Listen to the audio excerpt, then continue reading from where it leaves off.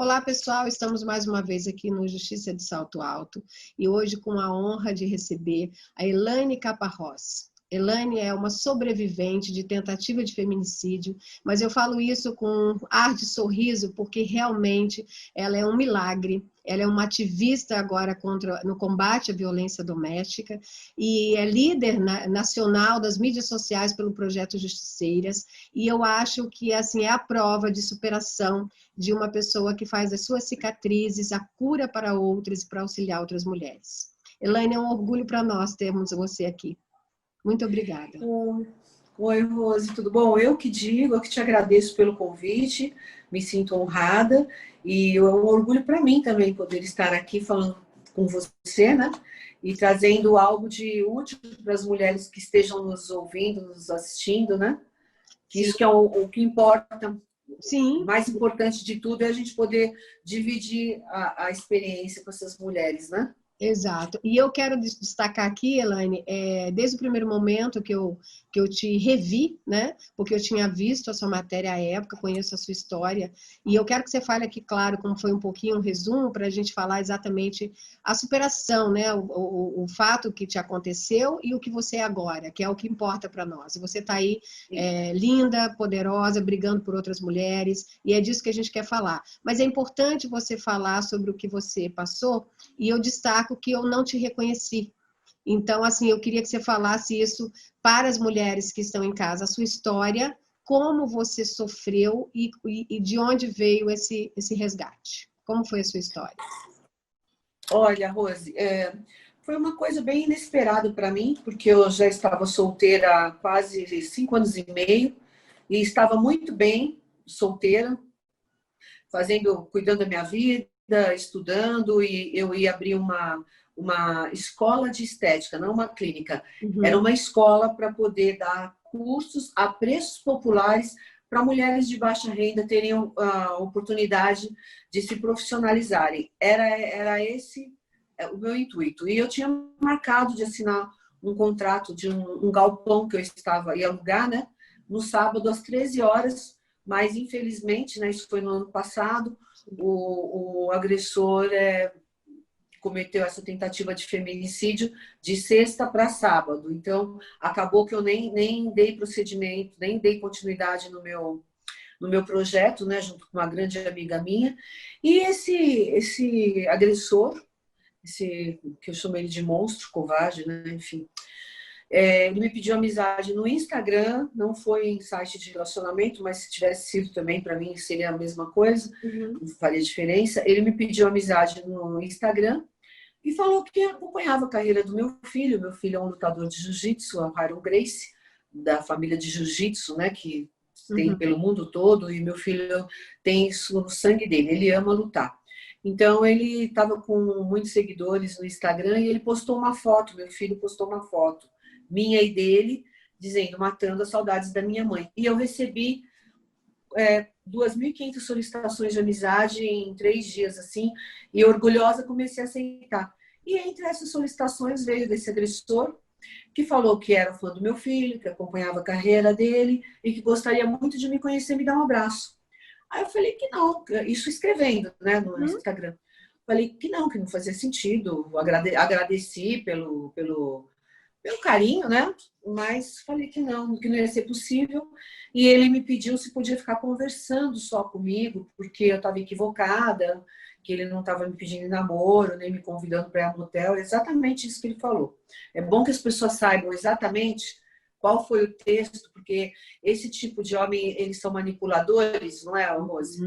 Então, as mulheres muitas vezes pensam que estão conversando com uma pessoa do bem, Pessoa honesta, pessoa idônea, né? Sim. Honesto, porque é justamente isso que eles tentam passar ao máximo, né? Que eles são pessoas mais que normais, né? Pessoas maravilhosas, né?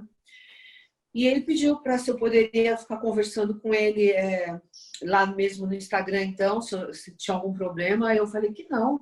Na época eu lembro que eu até pensei, nossa, esse rapaz ele deve ter alguma certa carência de conversar com os pais.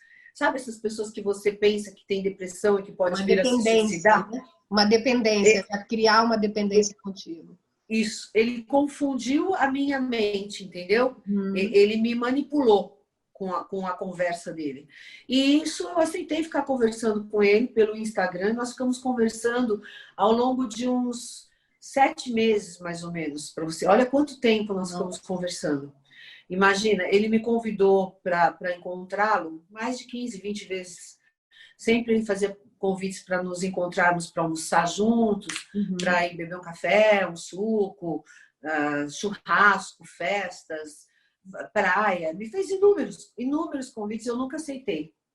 E naquele dia, infelizmente, uma sexta-feira, eu estava no mercado, ia comprar um vinho só, uns queijos, eu ia assistir um filme em casa sozinha, e ele mandou mensagem falando, vamos nos ver, vamos nos ver. Eu falei, Aí, depois de tanto tempo conversando, parece que você já tem até amizade com a pessoa, né? Eu falei, tá bom, eu falei, olha, faz o seguinte, eu achei mais seguro convidá-lo para vir na minha casa. Porque eu já estava 7 meses e meio conversando com ele.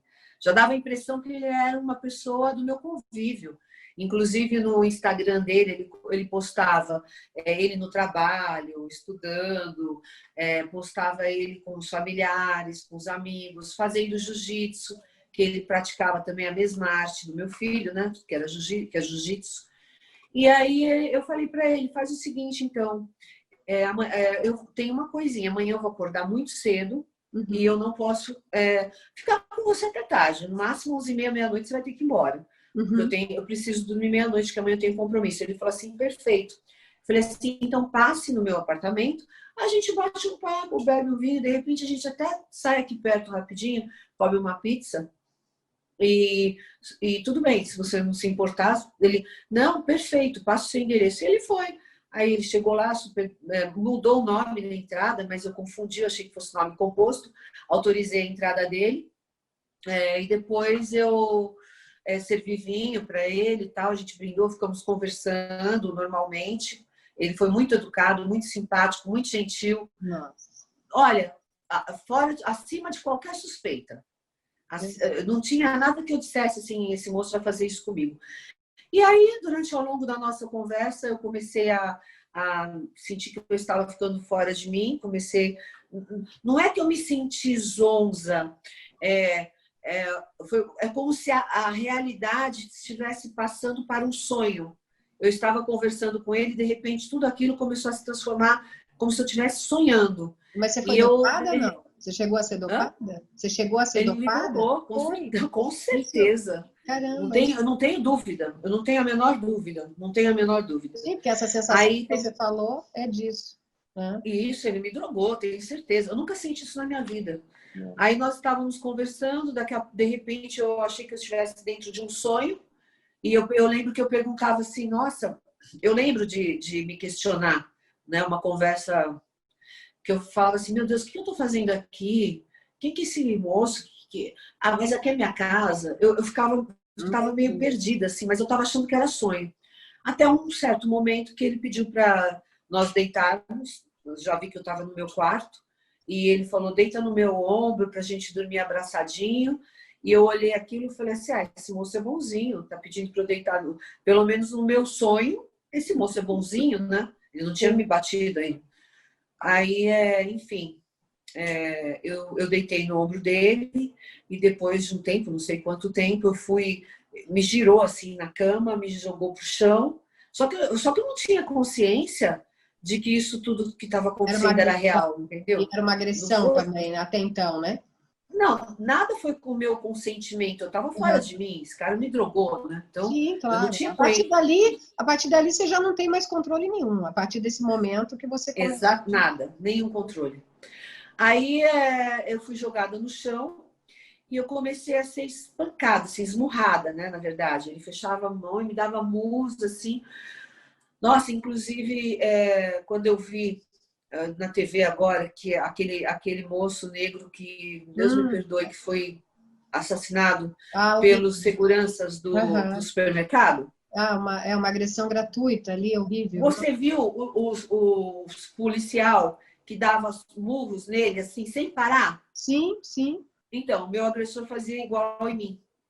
Quando eu vi aquela cena, eu lembrei na hora, porque foi exatamente a mesma coisa.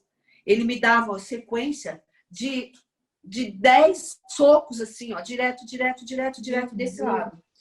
Depois ele segurava o meu rosto com a outra mão e me desferia com a mão esquerda desse lado. Aí ele ficava um pouco cansado e ele estava em cima de mim, né? Ele montou em cima de mim. E ele descansava. E eu olhava aquilo e falava assim, meu Deus, esse pesadelo tem que acabar, eu quero acordar. Eu preciso acordar desse pesadelo.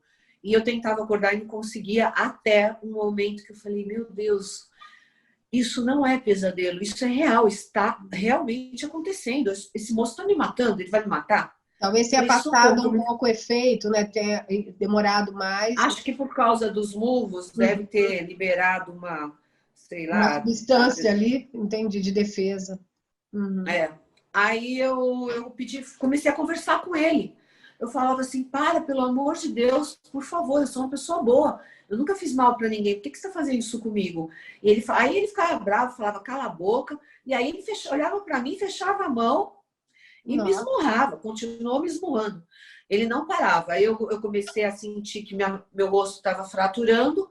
Aí realmente eu realizei que aquilo não era sonho, que nem pesadelo, que aquilo ali estava realmente acontecendo, né? E eu comecei a gritar por socorro, gritava, e isso passaram 4 horas. Ele me espancou. E eu gritando muito por socorro, ele não parava realmente. Aí eu tentei defender o meu rosto, porque como ele estava me espancando muito no meu rosto, eu já estava sentindo o meu rosto todo fraturando já.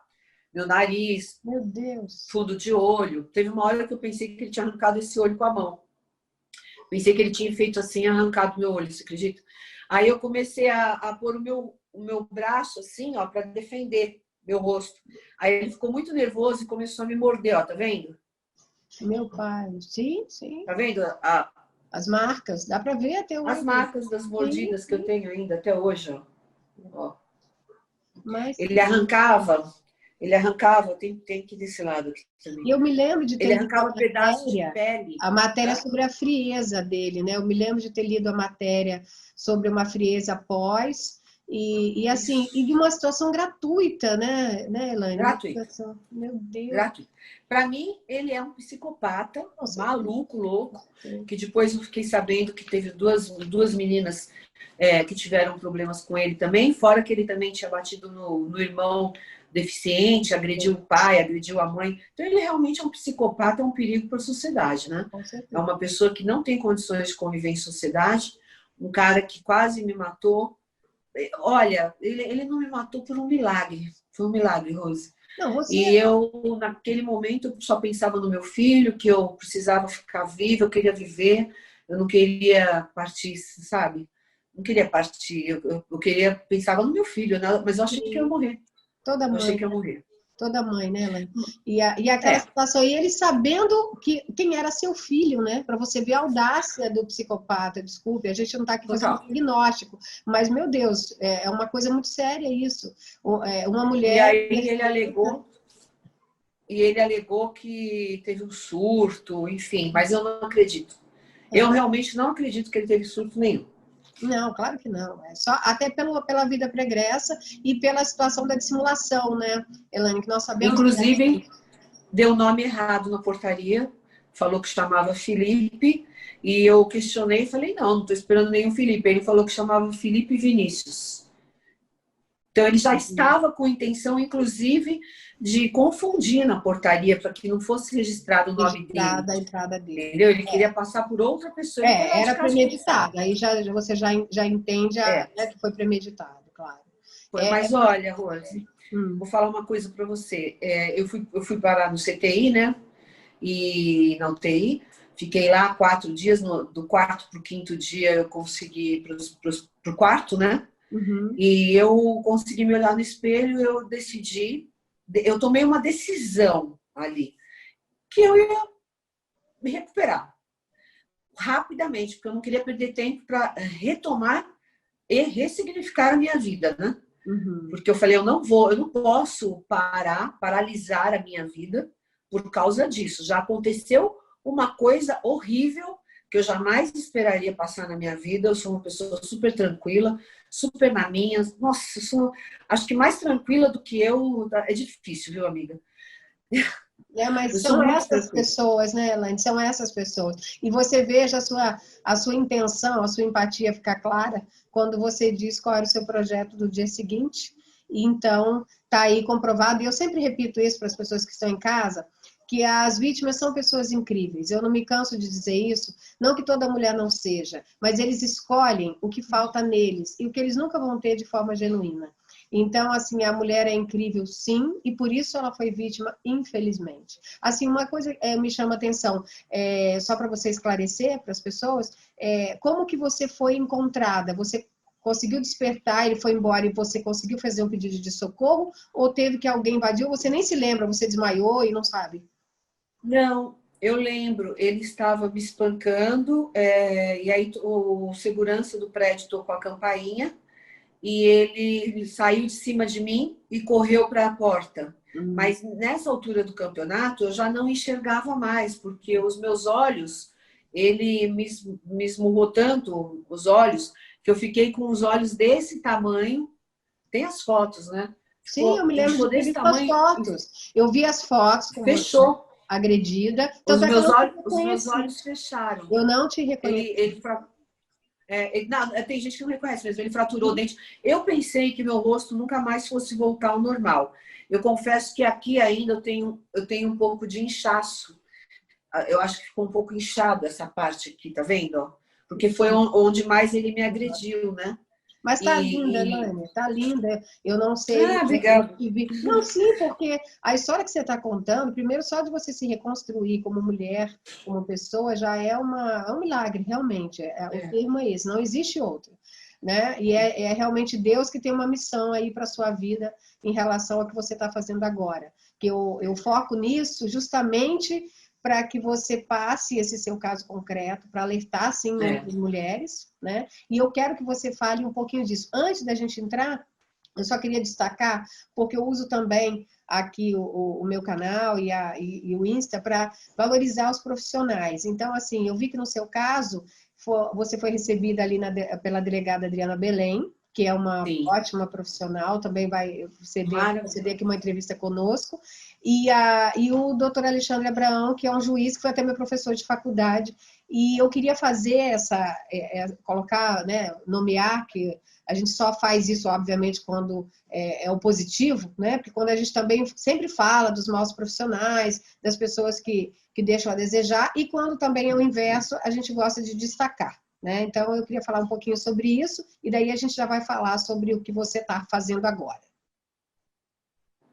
Assim, como que você Então, foi eu atendida fico. por eles? Você viu essa diferença? Porque a gente sabe a luta que é nos tribunais também, né, Elaine? Não adianta a gente negar. Então, quando a gente encontra profissionais que fazem valer a nossa luta, a nossa justiça, é muito gratificante, né? Por isso que eu quis tocar nesse ponto. Olha, então, eu posso dizer que eu sou uma mulher de sorte. Apesar de tudo, eu posso dizer que eu sou uma mulher de sorte, né? Primeiro, porque eu consegui me manter viva, né? Uhum, E segundo, também por ter sido acolhida justamente pela doutora Adriana Belém, né? uhum. E pelo juiz maravilhoso, que foram sensacionais. Eu acho que eu dei muita sorte, porque nem todas as mulheres que passam por violência Sim. doméstica ou familiar, elas têm esse atendimento tão capacitado, justamente isso que eu queria dizer que é muito importante, que todas as pessoas, os atores que estão na frente da rede de atendimento, né? Sim. E de enfrentamento também, né? Mas principalmente na rede de atendimento, que tenham essa capacitação, porque eu realmente fui extremamente bem acolhida pelos dois, tanto no Tribunal de Justiça, quando eu fui prestar meu depoimento, foi maravilhoso, ele me deixou extremamente à vontade, não me fez nenhuma pergunta. Nossa, eu me senti muito, muito, muito bem. E a doutora Adriana foi sensacional. Ela me recebeu na delegacia, né? Uhum. Numa sala mais Reservado. protegida, mais, né, retirada, assim, fechada, para eu ficar à vontade, me tratou maravilhosamente bem. Tinham várias, uma equipe de muitas mulheres lá na delegacia. Além dela, tinha mais 2 ou 3, né, mulheres também que participaram do meu depoimento junto para ela, né, que eu fiz para ela. E eu achei sensacional. Eu vou te dizer que se todas as delegacias tivessem pessoas assim, com esse tratamento, atendimento humanizado, né? Uhum. Humanizado e capacitado para não revitimizar essas vítimas, né? Seria maravilhoso, mas infelizmente não é o que eu escuto das vítimas que me procuram, né? E Eu eu queria acho que isso você muito falasse. importante. Mas foi maravilhoso ter sido atendida por eles, Sim. maravilhoso. E eu queria que você Eu falasse dei sorte. exatamente sobre esse ponto, que é até um gancho, porque talvez por você ter tido esse atendimento, hoje eu vejo, assim, te acompanho também nas redes sociais e vejo a sua preocupação quanto ao acolhimento. E você, outro dia, teve uma fala nesse sentido, e eu queria que você falasse sobre isso, a importância do acolhimento da vítima, é, talvez até no primeiro atendimento, né, que seria, obviamente, na delegacia. Eu queria que você falasse sobre isso, que talvez por você ter sido acolhida, você agora busca isso e luta por isso, né, Elaine, para outras mulheres. É, eu até. Primeiro que eu queria dizer que sobre os impactos, é que eu anoto tudo para não esquecer. Eu faço Tá questão, bom. porque senão eu posso esquecer, eu não quero esquecer nada. Uhum. Os impactos da violência contra a mulher, né? Na saúde física, elas podem ficar com lesões temporárias, que são fraturas, hematomas, né? Mas também tem as lesões permanentes, que são cegueiras, surdez, ficarem paraplégicas, na saúde emocional, depressão, ansiedade, traumas, estresse pós-traumático, sudorese, tremor. E isso tudo, inclusive, passa para os filhos que vivenciam, né, esse tipo de violência, né? Uhum. Os filhos têm muitos problemas, né, na educação, eles tendem a ter maior evasão escolar, dificuldade de concentração, tem impacto na seguridade social, porque as políticas de assistência dentro do governo, as mulheres que sofrem essas violências, elas tendem a procurar mais, né? Precisar mais da seguridade, dos auxílios, né, emergenciais. Na educação, muitas mulheres não conseguem estudar, elas têm que parar de estudar. Então, na economia, né? Os impactos financeiros, porque por causa da violência, elas faltam mais ao trabalho, elas não conseguem se concentrar, então acabam sofrendo vários tipos de violência, de impactos, né? Uhum. Por causa disso, né? Então, o que eu queria falar, que a vivência continuada das situações de violência coloca a mulher em um estado frequente de ambiguidade de sentimentos e emoções e em estado frequente de confusão mental, que dificulta muitas vezes a exposição clara e objetiva do seu pedido de ajuda. Ela está nervosa, indecisa, fragilizada e adoecida. A melhor forma de não revitimizar a mulher é ajudá-la a organizar as suas ideias e as suas emoções para avaliar a melhor forma de protegê-la. Essa é a principal missão de nós ativistas, né? Sim. Ajudar a fortalecer essas mulheres que acabaram de sair de algum tipo de violência a poderem organizar as suas ideias, porque realmente quando você passa por uma violência, você fica completamente devastada, né?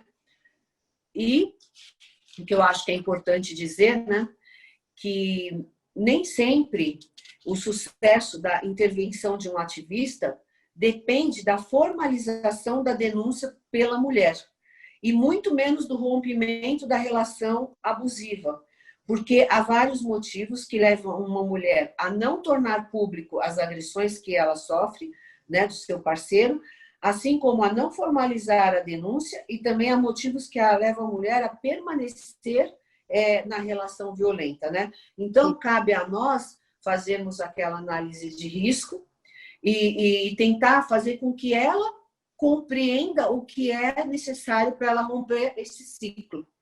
E através de perguntas que não podem ser revitimizadoras, né? Uhum. Então, por exemplo, você pergunta que que devemos fazer? Será que essa mulher que procurou ajuda naquele momento estava preparada para tomar decisão que colocará frente a frente a maiores desafios de intensificação dessa violência? Porque às vezes a mulher, se você não pode incentivá-la a denunciar, você tem que fazer ela pensar para chegar à conclusão por ela mesma. Porque quando você faz uma denúncia, a mulher que faz uma denúncia, ela tem que ter ciência que ela vai continuar num processo aí, mas que pode ser traumático também, porque o próprio processo em si, o próprio processo em si não é nada fácil, né? Não, não é fácil. E assim, é importante você destacar isso, porque a gente sempre fala aqui de duas coisas, da luta nos tribunais e também desse despertar da mulher. Porque não é a gente, aqui nós que somos, por exemplo, eu sou advogada, a gente prega as ferramentas, o uso da lei, a gente passa a informação que é fundamental, a orientação, mas é o que você falou, é a decisão de acordo com o que ela está vivendo, de acordo com o periférico dela. Porque às vezes existe filho, existe dependência econômica, uma sociedade, a questão familiar, às vezes até religiosa. Então, assim, há uma série de periféricos que fazem com que ela fique na relação, como você bem colocou. E esse acolhimento que você sempre fala e destaca é importantíssimo, porque ela não pode novamente ser agredida. E em alguns casos, infelizmente, é isso que acontece. E o próprio processo em si, não vamos dizer que não há luta nele, não. Pelo contrário, há sim, e ela tem que estar fortalecida. E se ela não estiver fortalecida, é bem, bem complicado. Então, assim, nós ganhamos, e eu destaco aqui, um presente, que é você. Porque, apesar de você ter essas cicatrizes e essa situação, é mais uma para a corrente do bem, é mais uma que está aí mostrando a outras mulheres com a sua história que é possível, porque você está aí recuperada, fisicamente, psicologicamente. Claro que você não esquece, mas você não é obrigada, e eu sempre falo isso para as vítimas aqui, eu aproveito o seu gancho, porque você está aí, e a gente usa o positivo, sempre. O gancho de que tudo é possível, e que você pode, sim, ser daqui para frente e não carregar fardo algum. É isso que eu falo sempre. Porque o fardo, se alguém tiver que carregar, é o agressor. Você não. Você não vai esquecer, você faz disso uma lição no sentido de fazer o bem, como você está fazendo, transformar a sua cura para a cura da vida de outras pessoas, mas você não carrega nada. Não sou a favor da eterna vítima. E você representa isso. E eu me interessei pela sua história. Como, claro, cada vez que você traz uma pessoa, é uma história diferente, é uma pontuação diferente e ajuda quem está em casa. Mas, assim, a sua história traduz isso. Da recuperação física, psicológica e do que é daqui para frente. Do futuro. Você pode, né? É isso que eu acho importante. Eu acho incrível quando algumas mulheres falam assim para mim: ai, olha, você vai ficar bem. Eu sei que isso é um trauma que um dia você vai superar, porque você nunca mais vai esquecer, mas um dia você vai superar esse trauma. Não, quando começam a me falar isso, eu falo assim: ai, meu Deus do céu. Que parte que a pessoa não entendeu, que para mim... já superou. Já superei há muito tempo. Claro. Claro. Olha, é importante falar isso para as mulheres que passam por violência doméstica. Eu sei que cada uma é uma pessoa, cada pessoa tem as suas fragilidades, as suas limitações, né? O seu modo de pensar, de agir. E não adianta eu querer me colocar no lugar da outra, né? Porque sob as minhas perspectivas, né? Tem que ser sob as perspectivas da outra pessoa. Sim. Mas então eu vou falar de uma forma geral.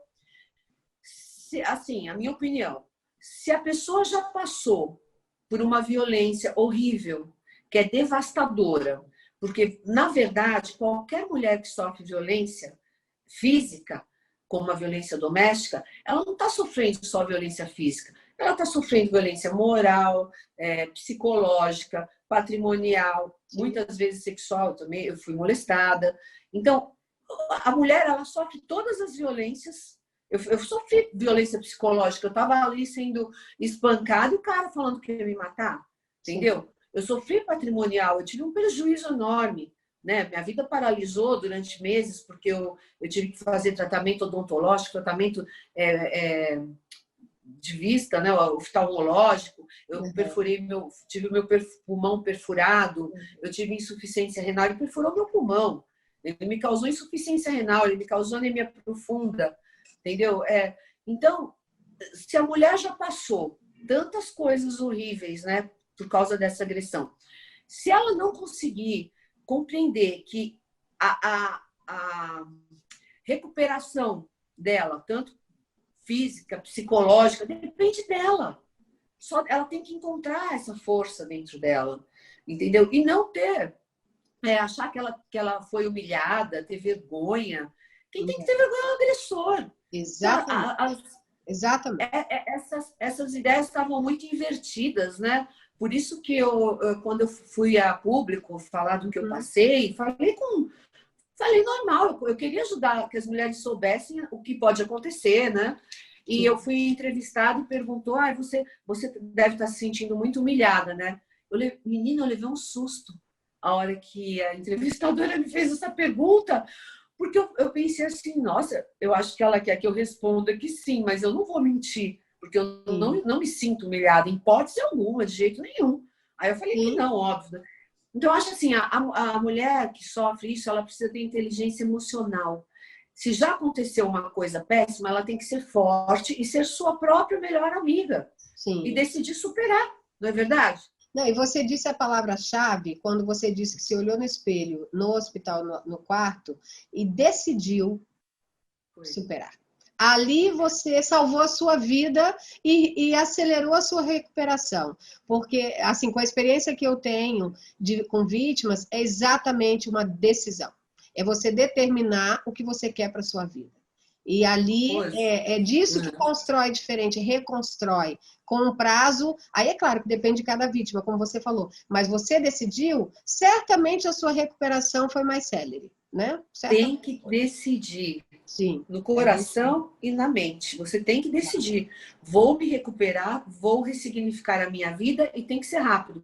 Não tenho tempo a perder, entendeu? Eu fiz isso. Olha, eu fui acolhida por um casal de amigos, eu estava na casa deles, né? Fiquei 2 meses na casa deles, até conseguir mudar para outro apartamento, porque para o meu eu não consegui voltar, né? Onde eu estava morando antes. Depois eu voltei aqui para São Paulo. Eu estava com a minha cabeça, Rose, sem brincadeira, desse tamanho. Olha, se eu falo e mostro assim, ninguém acredita. Parecia uma melancia dentada.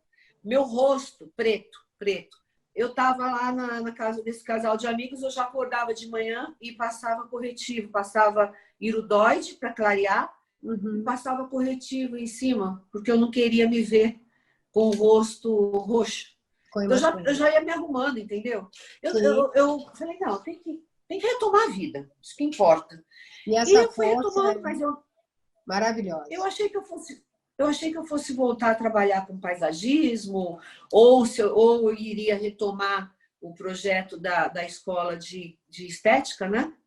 Mas no fim da história não foi nada disso. Eu comecei a ser muito procurada por mulheres que estavam passando por violência doméstica, ou até que já tinham passado, me pedindo ajuda, falando que estavam vendo a minha força, como eu era guerreira, como eu estava superando, e que através de mim elas também se sentiam fortes, e pediam para se eu poderia ajudá-las, o que eu achava que elas deveriam fazer. E eu comecei a participar de vários grupos de frente, né, de rede de enfrentamento, né, como o Projeto Justiceiras, como Virada Feminina, vários. E aí eu comecei a direcionar essas mulheres para o Projeto Justiceiras. É maravilhoso o projeto, maravilhoso. Maravilhoso. A doutora Gabriela Mansur, que é um ícone para nós, é muito, muito interessante. E, assim, sempre em busca de mulheres como você.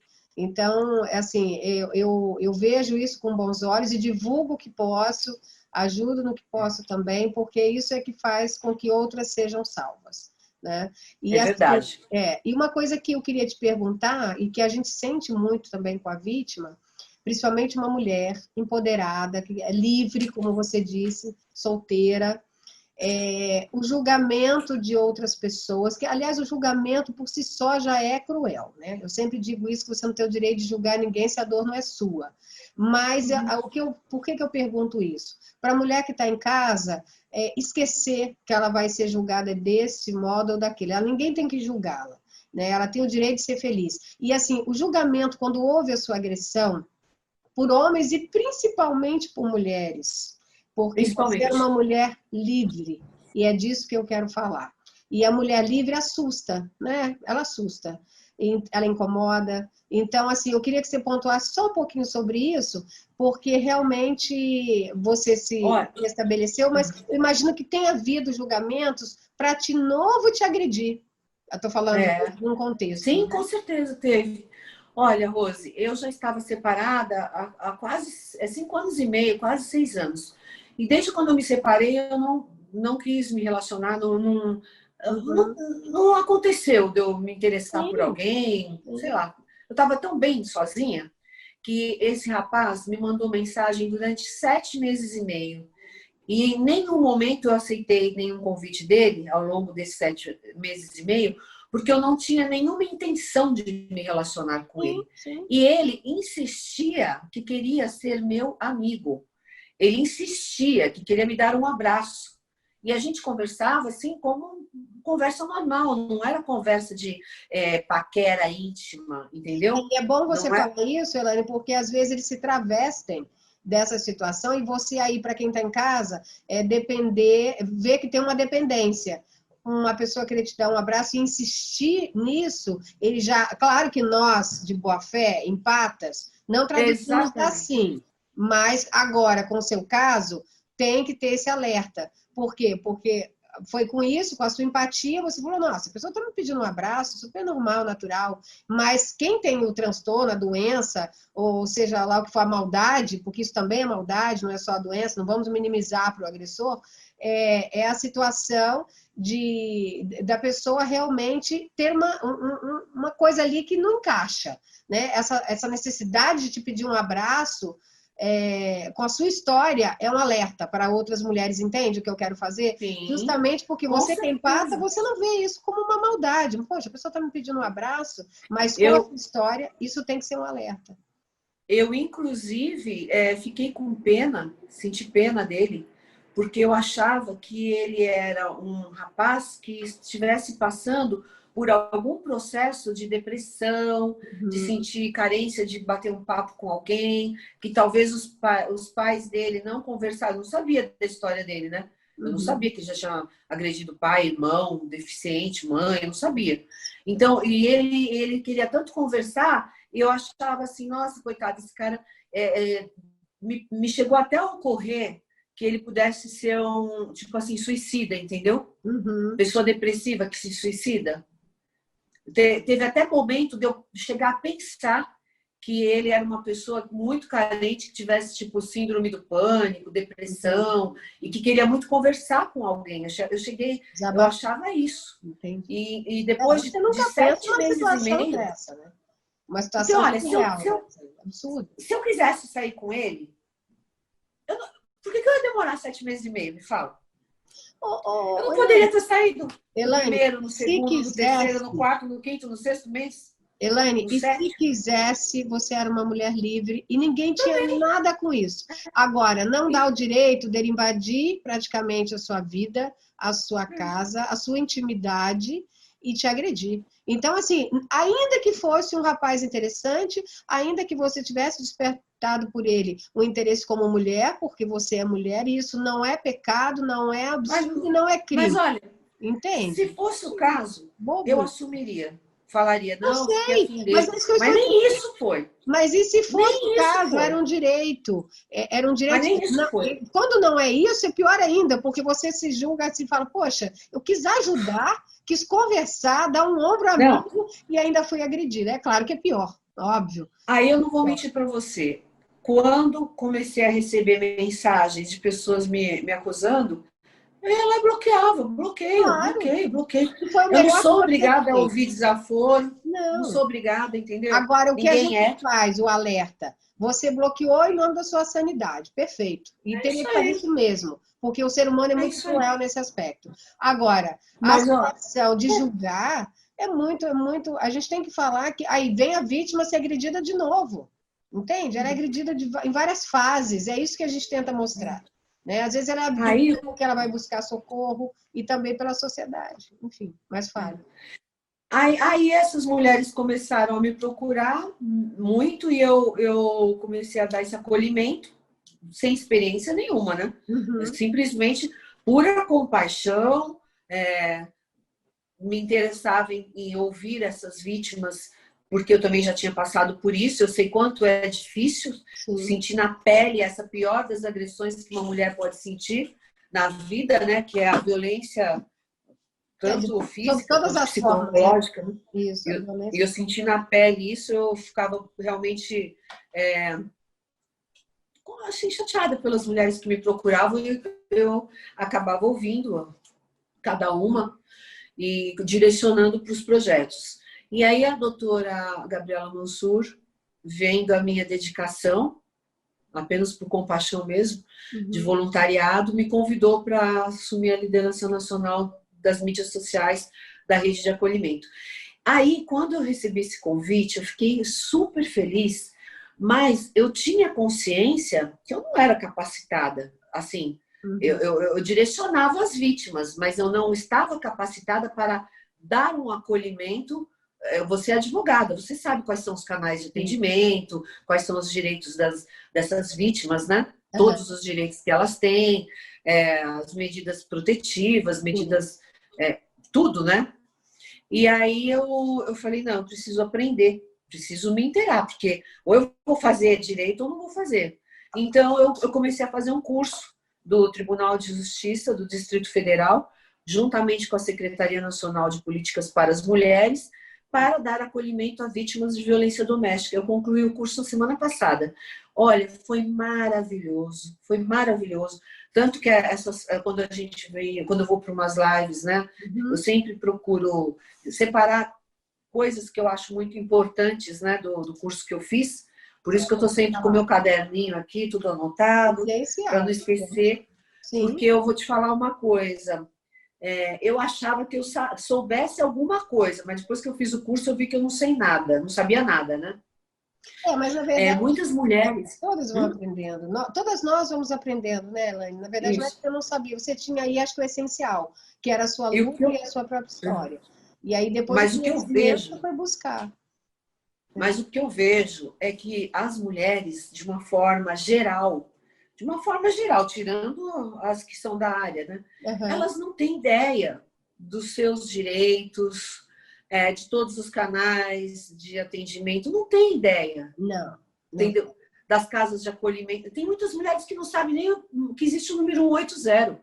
Tem mulheres que não sabem, e aí entra a dificuldade, Elaine, que ela está no relacionamento abusivo. Para ela despertar, e nós usamos isso, para ela se reconhecer, às vezes ela pode estar aqui assistindo a você falar, e aí, às vezes, principalmente em violência psicológica, isso acontece muito, a gente fala frases, né, que a vítima conta, olha, ele fazia isso e aquilo comigo, aí você recebe mensagens no dia seguinte, assim, Isso. nossa, eu ouço isso, nossa, mas ele é bonzinho. Aí eu recebo aquelas mensagens clássicas assim: ah, mas ele Absurdo. não é ruim, doutor, o tempo todo. Ele tem aqueles rompantes, mas ele fala isso, depois ele pede desculpas, e ele é tão bom, Estava nervoso. não é? Aí vem aquelas justificativas, e aí eu sempre também choco um pouco, falo, querido, ele só precisa de menos de 5 minutos para te matar. Então seria bom, né? Você precisa de Exatamente. quê? De 24 horas? Então eu não entendo. Então, assim, Exatamente. é para chocar um pouco, porque senão a mulher tem a tendência a justificar esse tipo de agressão velada, né? O E a gente tempo tem que todo. despertar.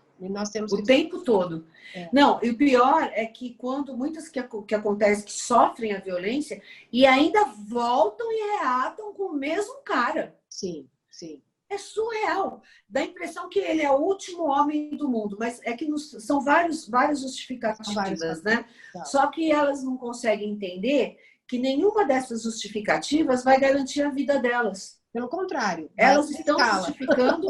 Vai arriscá-la ainda mais a vida, vai arriscá-la ainda mais. Elas podem dar qualquer... É porque muitas mulheres não entendem que tem um ciclo de violência. Sim. E esse ciclo, ele vai crescendo.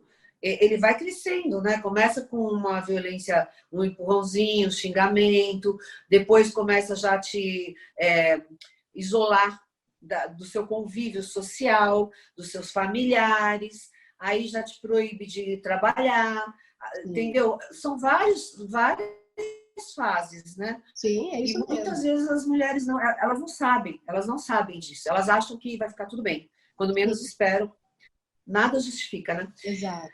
E é por isso que você é um presente, né, Elaine? Você foi agora também. Por isso que você é um presente, porque, na verdade, você tem a sua missão. Você até foi candidata como vereadora em São Paulo. Não foi agora, mas não quer dizer que não será. Mas nós temos você.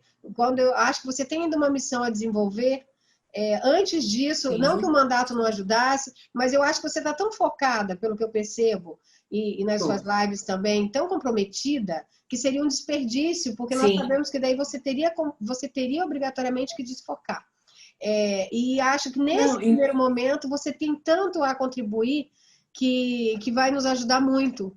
Então, assim, receba como uma missão mesmo, pelo que eu vejo, e eu gosto de enaltecer para você fazer cada vez mais, para você buscar mais.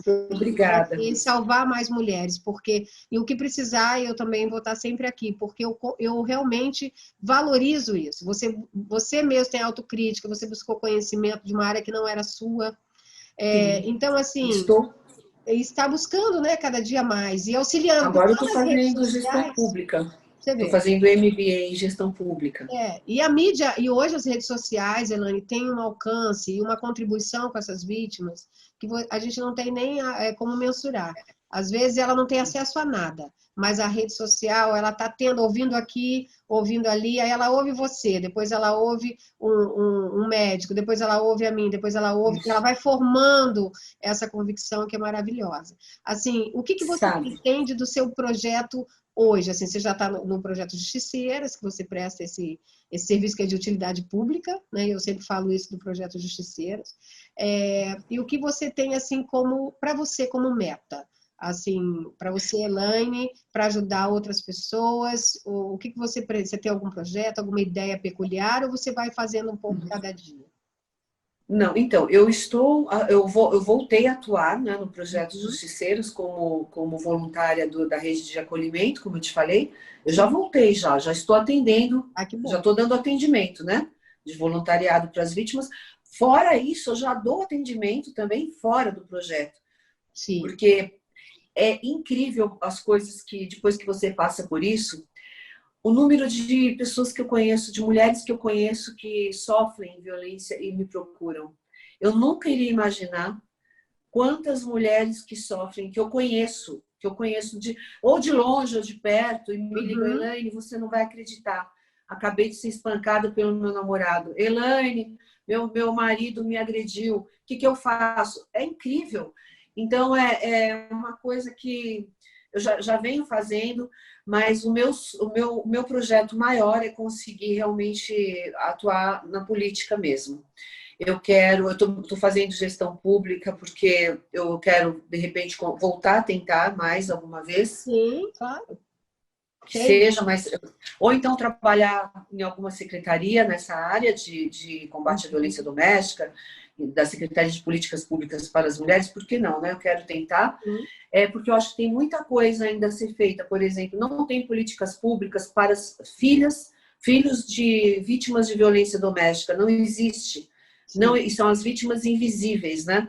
Então, eu acho que é muito necessário que tenha uma visão voltada para esse assunto, porque é muito importante, porque essas crianças, principalmente até 12 anos de idade, né, que são filhas do feminicídio, né, são filhos do feminicídio, que ficam perdidas, porque o pai vai preso e a mãe morre, elas têm que direcionar para os avós, mas nem sempre mesmo tem quando não chega ao extremo, né, Elaine, mesmo quando não chega a esse extremo, a violência ela assola a família inteira.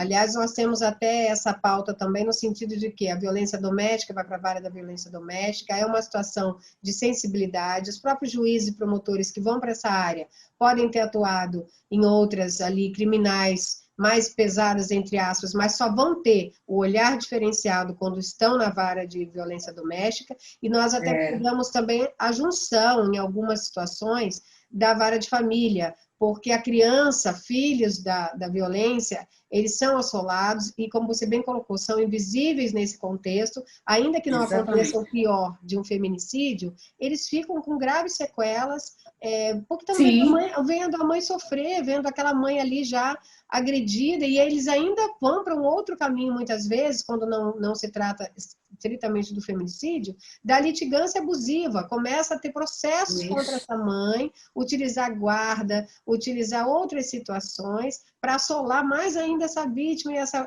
através dos filhos, né? Através dos filhos. Eles são instrumentos. É péssimo. Sobre também a pena para a violência psicológica, que eu te confesso que eu não consigo compreender como que não foi feito isso ainda, entendeu? Tem só projeto, mas por que demoram tanto para poder aprovar tipo uma pena, né? Sim. Para a violência psicológica? Porque é uma violência tão brutal, tanto quanto uma física, porque desencadeia vários problemas para as vítimas, né? Sim. Então, eu acho que isso é super importante. São coisas, não projetos, mas coisas que eu tenho, assim, que eu acho que precisariam ser, né, urgentemente resolvidas. Ter um olhar para isso, né? Isso é e nas escolas também, artes marciais para crianças e adolescentes nas escolas, para poderem ter autodefesa, além de exercitar muito equilíbrio,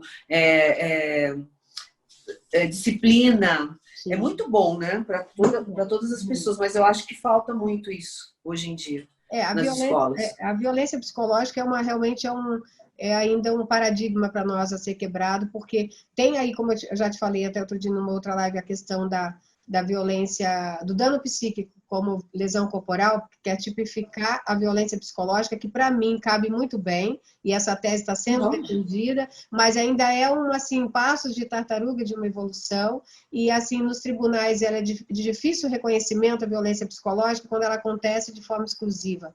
Quando ela acontece, porque normalmente as violências acontecem um pouquinho de cada uma, meio que juntas, mas quando é só psicológica, toda uma demora, tanto da vítima perceber, tanto dela também fazer uma denúncia só pela psicológica, que ela normalmente espera a física, espera no sentido acontecer a física, e depois os tribunais também, a luta para se comprovar a violência psicológica. A gente tem isso porque ela não é tipificada. Na Lei Maria da Penha, realmente, ela só existe para deferir as medidas protetivas. Que é um tipo de violência, mas não tem penalização, né? Mas ela não tem o tipo penal no Código Penal. Tipo penal, Isso. Aí estão tentando enquadrar na lesão corporal, porque causa dano à saúde de outrem. E eu acho a ideia ótima nesse aspecto. Inclusive, é muito importante que os profissionais da área da saúde saibam identificar quando uma vítima de violência psicológica vai até um hospital e ela tem queda de cabelo, ansiedade crônica, não consegue dormir, tremedeira, disfunções hormonais. Muitas vezes isso são resultados de violência psicológica.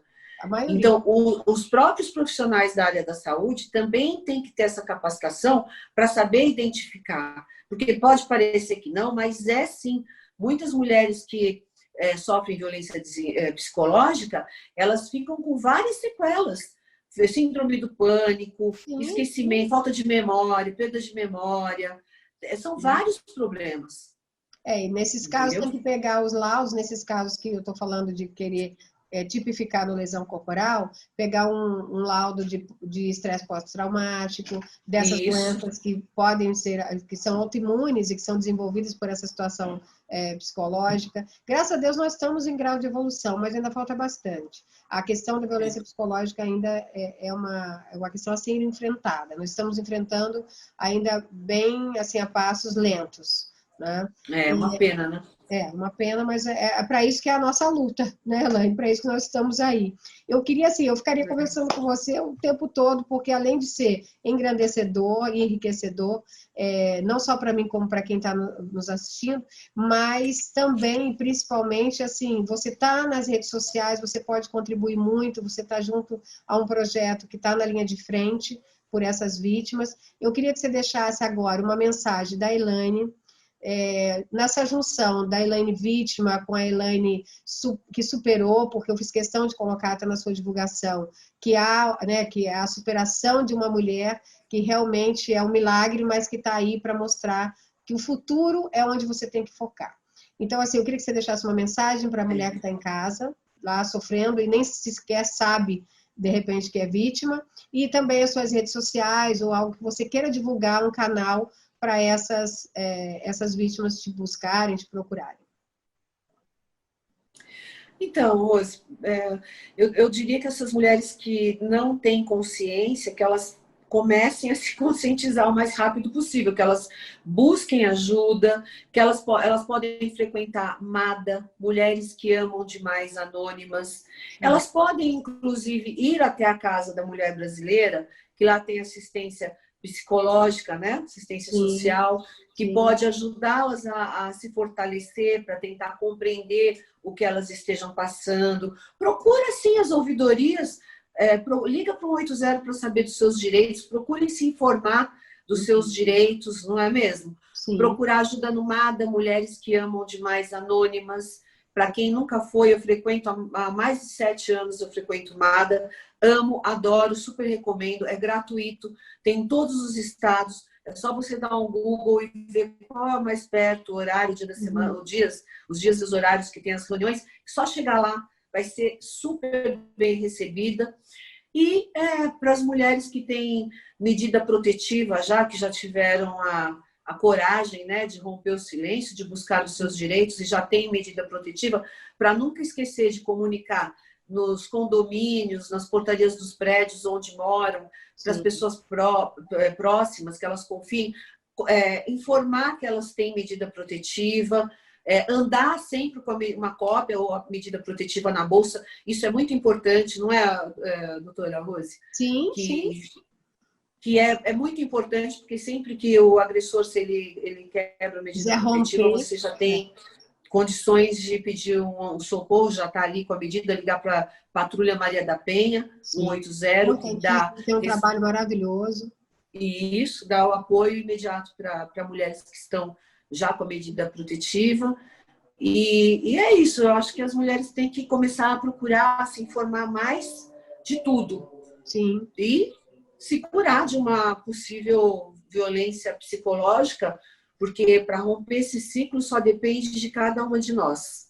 Verdade. Só isso. Procurar ajuda. É o decidir, né? Aquilo que você falou, é o decidir e seguir em frente e não fazer disso um fardo para você. Um fardo que, se alguém tiver, que seja o agressor. Você não. Você está na pureza da luta, depois da sua cura, em curar outras. Mas não ter fardo algum. É o seu futuro que importa. É focar. E é isso, Rose. Eu amei falar com você. Eu te agradeço muito pelo convite. Foi um prazer, uma honra. E sempre aprendendo aqui com você também. Que eu assisto às suas lives, adoro. Muito obrigada. Foi um prazer. Não, obrigada, eu que te agradeço e eu fico muito feliz e realmente, repito, você é um presente para nós. Infelizmente, através de uma cicatriz, mas essa cicatriz já se curou e você está aí superada e ajudando outras. Gratidão, obrigada. Eu também te acompanho nas redes sociais, Elaine Caparrós, e qualquer coisa também pode te buscar ali através de uma mensagem privada e para que você indique o melhor caminho também, né, Elaine? Sim, estou sempre disponível para ajudar. Tá bom. Então... Acho que a vida não tem sentido se nós não ajudarmos uns aos outros, né? Sim, e essa corrente, eu repito aqui sempre, é a corrente do bem. Você faz parte dela e, assim, eu tento angariar todas que fazem, porque eu acho que é isso que vai... O mal existe? Existe, nós já sabemos disso. Então, nós temos que espalhar o bem e fazer a diferença. Mais uma vez, muito obrigada. E eu faço questão de divulgar e também agradecer, no seu caso, particularmente, aos profissionais que fizeram justiça ao seu caso, que eu acho de suma importância, que é a doutora Adriana Belém e a doutora Alexandre Abraão, e a você, que sem você e a sua decisão e o que você não seria o que você é agora. Então, assim, a minha homenagem vai exclusivamente para você. Tá bom? Muito obrigada, doutora. Lhe admiro muito e é uma honra estar aqui. Obrigada, querida. Uma boa noite. Nos acompanhe, que nós seguimos você lá. E vai nos ensinando também. Vai nos ensinando. Estou seguindo já. Sim, Já me inscrevi já. Tá. Por favor. Obrigada. Obrigada, querida. Um beijo.